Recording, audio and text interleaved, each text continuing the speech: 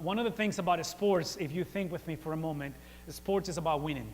It's about actually competing to the best of your ability, but the purpose is winning. I don't believe there's no single person that competes just to simply compete. Now, some people, they might have a different opinion, that's fine, but I do believe, personally, I love to win, I don't like to lose.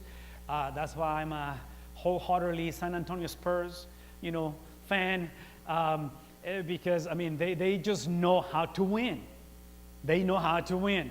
And I did not mention this last night, neither Friday when I saw the Germans, but last night the Spurs played in San Antonio while the Germans were up there, or maybe on their way back.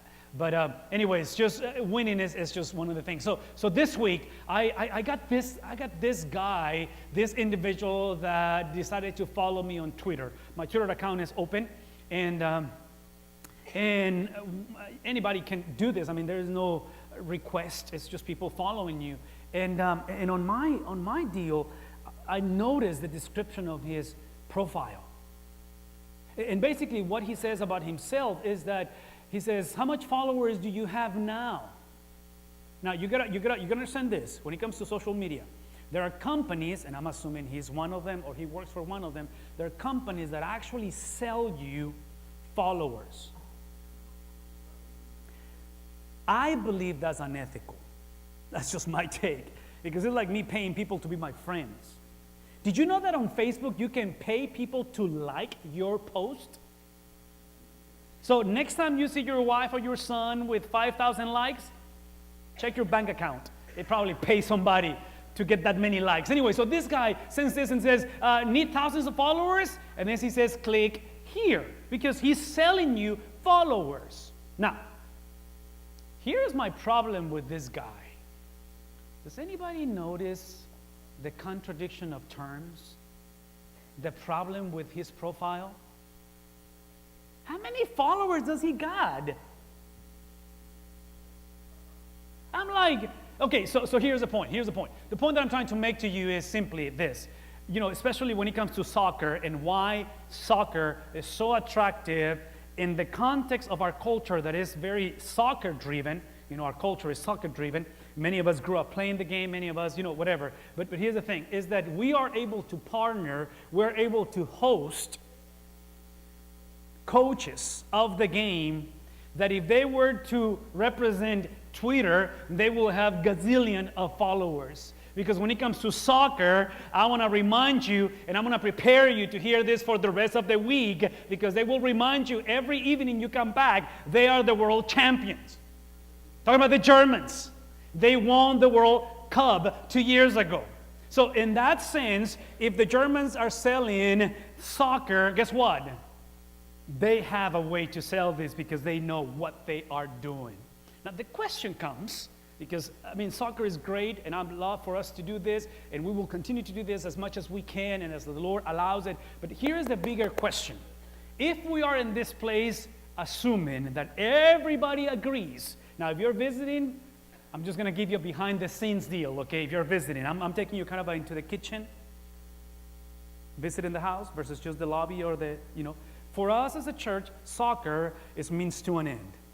Now, many of you, that's the end. That's fine. But for us, it means to an end. What does that mean? That for us, soccer is a way to package a relationship between churches, is to convey a greater message. What is that greater message? The message is Jesus of Nazareth. We believe that Jesus is the reason why we gather. This is the first day of the week. We choose, or we come together the first day of the week because it was on a Sunday, the first day of the week, that Jesus resurrected from the dead. Now, if that's the case, how do we make sure that we convey this entire week and at the end we have a win? What does a win look like for us as a church? Well, part of what we're going to do for the next few minutes, I'm going to try to share with you basically the entire agenda of what is called Team Time. Team Time is the section of the entire day for our participants, our athletes, to be exposed to the gospel of Jesus. So when we come back a week from today and we pray over the Germans as they are going to be, God willing, departing back to Germany a week from today, how do we know that we won at the end?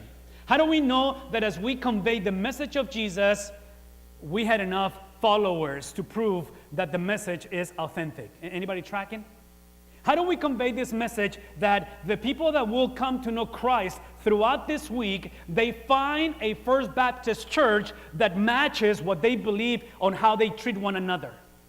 How do you go into a culture, into a time in history where the person of Jesus is believed, is embraced, but sometimes the ethical and moral conduct, behavior is a little disgruntled or a little different from that? Well, one of the things that we're going to do throughout this week, specifically in the context of sports, is that character has and always will continue to be married to talent.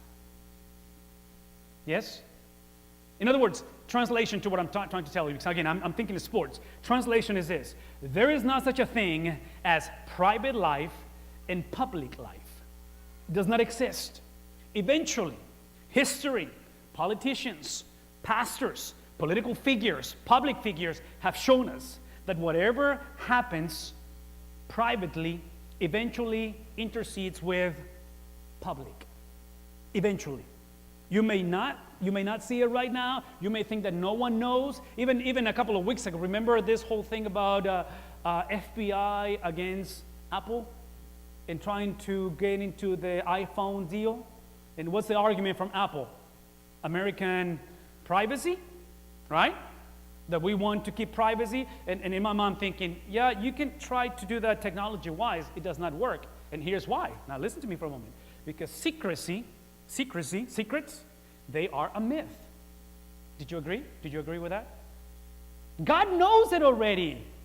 God knows what you're thinking, what you've done, what you deleted from Facebook, from Instagram, or whatever. You see what I'm saying? God knows that already. So here's the bottom line. We're going to try to present the gospel in the context of sports, that your talent, what you do on the field, cannot be divorced to what you do at home, what you do when no one is looking. How do you conduct yourself? And you may be the most talented soccer player on the field, and that's great, but that is always connected to your character. So in the context of the gospel, on day one, when you guys come back, and hopefully you're here by Tuesday night, that's when we do our first evening worship service, we're going to invite you to think about this, the concept of rules. In the context of soccer, obviously, there are two things that can potentially illustrate rules. One of them has to do, well, both of them are cards, but one of them obviously is the yellow card, and the other one is a red card, which a while ago while I was standing in the back, it looks more like an orange card, but for the sake of our conversation, everybody calls it red. Please? Thank you. All right, makes me feel better. But here's the thing. Yellow card means that you get a warning. Red card means that you get to go home. Now, the uniqueness of soccer, if you guys don't know this, versus football or basketball, is in soccer, if you get the red card, if you are ejected from the game, your team doesn't get to replace you. So typically in a soccer game, it's 11 against 11. So if somebody gets ejected, the remaining of the game the team plays only with 10. Versus in other sports, you get to replace the individual if he gets ejected, not in soccer. So here's the point. The point that we're trying to convey to the students as we go into this week is that rules, they do not exist to control us. Rules exist to protect us. Can anybody follow me on that one? Rules. Now, when I say rules, obviously, what the participants will be introduced is the rules God established. And you and I know, we're old enough to know, we have gone through enough penalties, violations. Some of us, we come from just getting a red card recently. You know what I mean? The wife, out. Okay, whatever. Now listen, the point in here is that, here's the bottom line. In the context of the gospel, in the context of Jesus, rules exist out of the love that he has for us. Now, can you follow me on this please for a second? Listen to me. The implication to say that rules, they do not exist to control us, but to protect us, is because nobody, there is no single individual, no single living organism that is for my joy and my pleasure than God. Not even you. You may think that you know what you want and what you need. No, you don't. And how do I know this? The reason why I know this is because if you're honest, and I'm assuming you are like me, 80 to 85% of the suffering, especially in countries like United States of America, that I'm not going to apologize that we are a blessed country, 80 to 85% of the suffering of this country is self-inflicted. It's when we look at the rules and fully knowing, we were completely aware, we still went for it. Because we thought that we can be the exception to the rule. So here's the thing. What I want you to understand is that when it comes to the context of the gospel, rules are about our pleasure. There is no better way for you to enjoy a real game, an exciting game, than when somebody applies the rules properly. Even last year, see, the world champions right now for the NBA, for basketball, professional basketball in the United States, is the Golden State Warriors. And apparently, this is what that was the argument last year, and I think it still continues.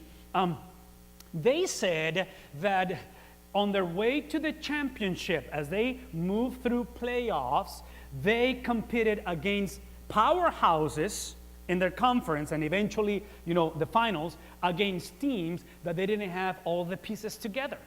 So when they play the Cavaliers at the end, because there were some of the major components, the main players, they were out, they said that their trip to the championship wasn't legit. Now, you can argue that whatever you want, but here's the point. What you want is you want for the game to be played the proper way if the purpose is winning, if that's the purpose. Now, with that being said, just again, understanding that the rules are here for my pleasure, for my enjoyment versus for my detriment, for God being the kind of a joy killer. That's not God. We need to understand that those rules only work in the context. This is day 2, in the context of execution. Rules have no purpose if they do not work. And even if they work wrong or they are applied wrongly. So here's the thing. Yes, they will create penalties. Yes, they will create quote-unquote citations. There will be infractions. There will be consequences of breaking those rules. But at the end of the day, those rules will show us our character. So this is why I have said before, and I'm going to say it one more time. Rules, principles, they show us that we are not sinners because we sin. We sin because we are sinners. So when we get the yellow card, when God potentially gives us a red card, it exposes not that we misbehave, it exposes who we actually are. Now, this has huge implications on day 2. A couple of reasons why. Because when you apply the rules, when you experience, see, the rules are unavoidable. In this life, rules, come on, just think for a moment, okay? Rules, you and I having somebody over us is simply part of life. Who is over us and how this plays out is going to determine whether this ruling is for my pleasure. So, one of the signs that you understand that rules exist for your pleasure is when you understand, in the context of the Bible, in the context of Jesus, is that rules were not given, the Bible was not given, so you can be a better soccer player, or whatever other sports you want to play, or the game of life, or marriage, or finances. Please listen to me. Rules were not given, the Bible wasn't given, Jesus wasn't given, so you can be a better player. Can I just be honest with you? Rules exist, first and foremost, to show us that we have the wrong jersey, the wrong sport. This is not about you becoming a better player. You're not even a soccer player. Come on, think about it. How would you look if you want to try to play soccer right now? All right, which team am I playing? You're going to say, you're in the wrong team. You're in the wrong sport, bro. Wrong country. Wrong. It's like, see, that's the gospel. The gospel doesn't make you a better player. The gospel shows you, see, that spiritually,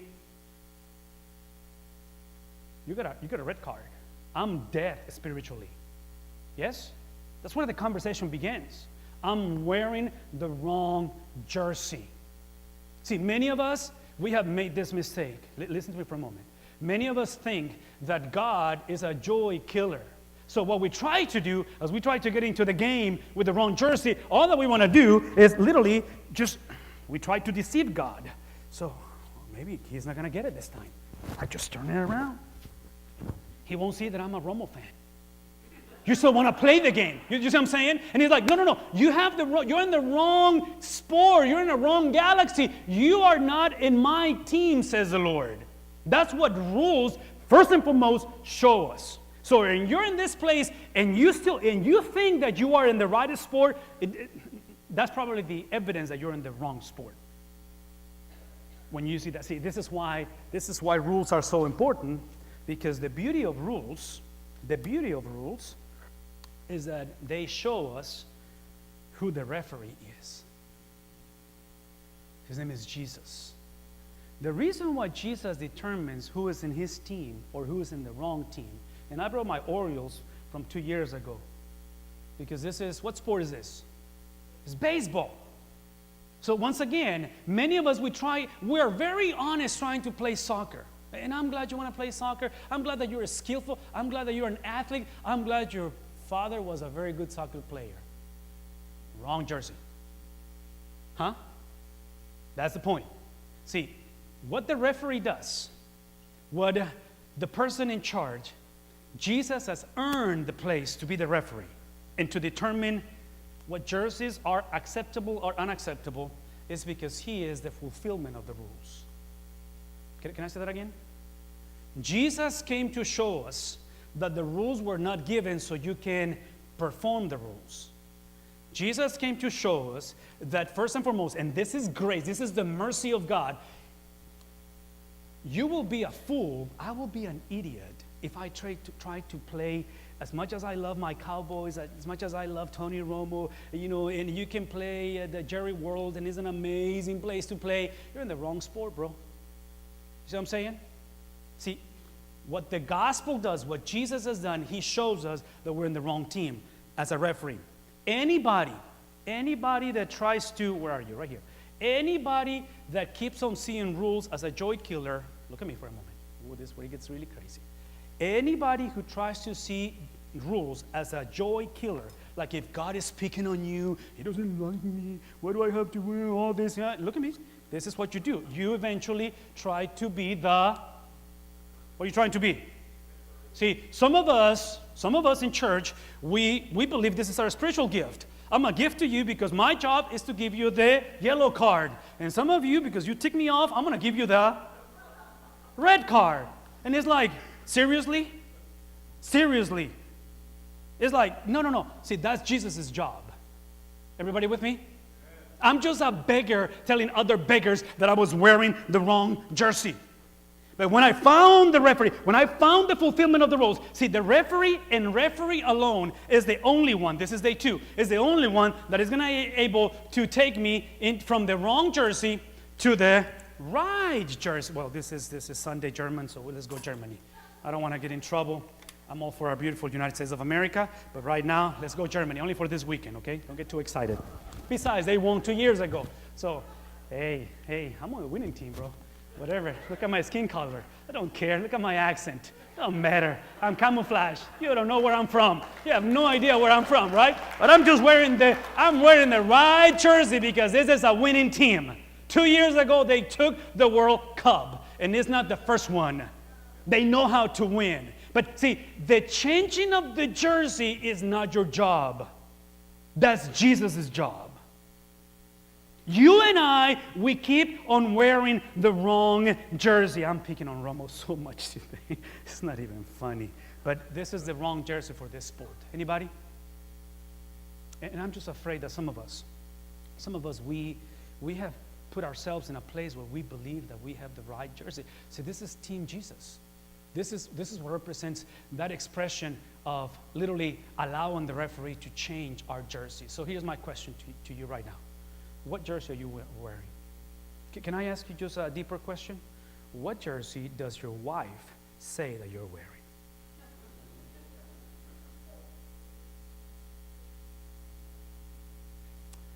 what jersey does your coworker say that you're wearing? How about my daughter or my son? When they see me, who do they see? What jersey do they see when they see me? If I was to check your Facebook account, your Twitter account, or maybe your deleted Instagram deal, which jersey are we talking about? See, on day 2, our kids are going to be exposed to this, to the point that now, if or since, whatever you want to choose right now, you decide to join the winning team. If God has done the work through the rules that show me that I was wearing the wrong jersey, and by the mercy of God, Jesus came, fulfilled the rules, and free me from continuing to be lost, and now I'm in the winning team. The evidence of this, guys, listen to me. The evidence is that anybody that has become a superstar in any sport, you can quote me on this one, you can do your research. Anybody that is talented and has the character, anybody that is a champion is a student of the game. Anybody, any sport. Some of these guys, especially in today's culture, because now I'm old enough to see that happening, many of the guys that I grew up watching, now they are experts or commentators. Why? Because they know the game, right? They know the game. So in this case, let me ask you, am I teachable? Have I become teachable? See, I believe this is the distinctive of those who are in Team Jesus. And we're going to invite our participants this week on day 3 to be teachable. That's kind of the bringing together of rules, the bringing together of the fulfillment of the rules, and exposing that we were born in the wrong team or the wrong jersey, and now we are able, through the mercy of God, through Jesus of Nazareth, to come into Jesus' team. So today, I want you to take this home with me. Rules plus the execution of the rules makes a student of the game. Can I say that again?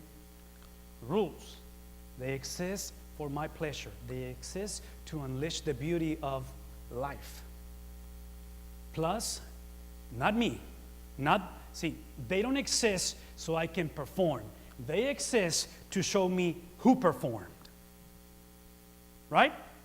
He performed. He fulfilled the rules. He never got a yellow card. He never got a red card. But on that day, in 2 weeks, we'll celebrate the resurrection of Jesus. On that day, God, the Father, put the red card on him in full devotion. Somebody had to pay. Somebody had to be ejected. And he was taken into the graveside. And he died a death as if he had committed sin. And the Bible says that he knew no sin. So if that's the case, now we become students of the game. Now, one of the funnest things that we're going to do on Saturday, and we do this on that Saturday when we go to Germany, is we do what day 4 shows us. Day 4 on our team time is going to be what I call, now I'm just putting this together for you, okay? I'm just giving you an overview. It's what I call the All-Star Game. All-Star Game is when you and I know that the best players come and compete.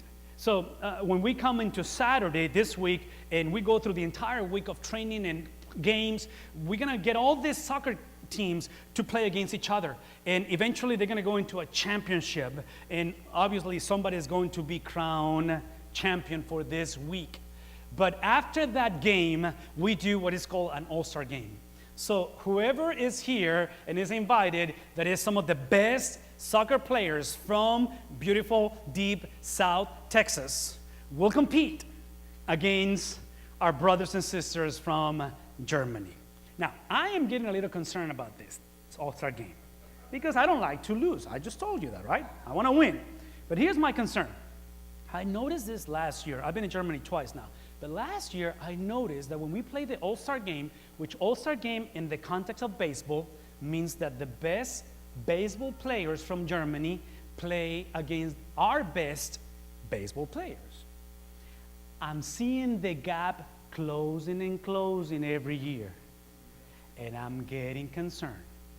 So if you're going to Germany this year, would you please start practicing? Because I promise you, I will go and hide with the kitchen crew if we lose the All-Star game? Well, here's the thing. The All-Star game for us in the context of what we're going to do this week is literally Jesus. I know some of you are like, oh, no, it's not you, bro. It's not me. The only MVP of the game is Jesus. Anybody? It's Jesus alone. It's not you. It's not me just getting better. I just told you, the whole picture of this week is not to get a better Far Texas, a better Rio Grande Valley. All about improvement is all good, and I'm all for changing your behavior. We need to change hearts. We need to change and make a permanent change in our lives. We don't need people that just go from the wrong jersey to the wrong jersey in the sport of soccer. Anybody? See, some of us, we do this jersey on Monday through Friday, and we get our Sunday jersey. It doesn't work like that. Huh? Unfortunately and fortunately, this coming Easter, we'll see people all year long, and then Easter, they come to church. I'm all for them coming to church, but I'm like, it doesn't work like that. Many of us, we go through life literally policing each other and being critical towards others. And now, here's what I want us to pray, and I'm going to pray everything in there, because I'm multitasking, and I'm going to get hurt if I multitask. Here's the thing. Why this is so important, guys, is because we have 21 German brothers and sisters that have come as a result of what happened to them sometime in the past. Jesus changed them.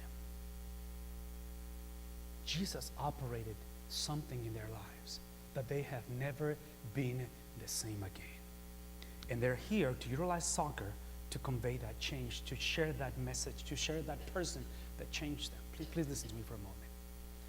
The other reason why they're here, or primary reason, is what Paul describes as a reason of this change.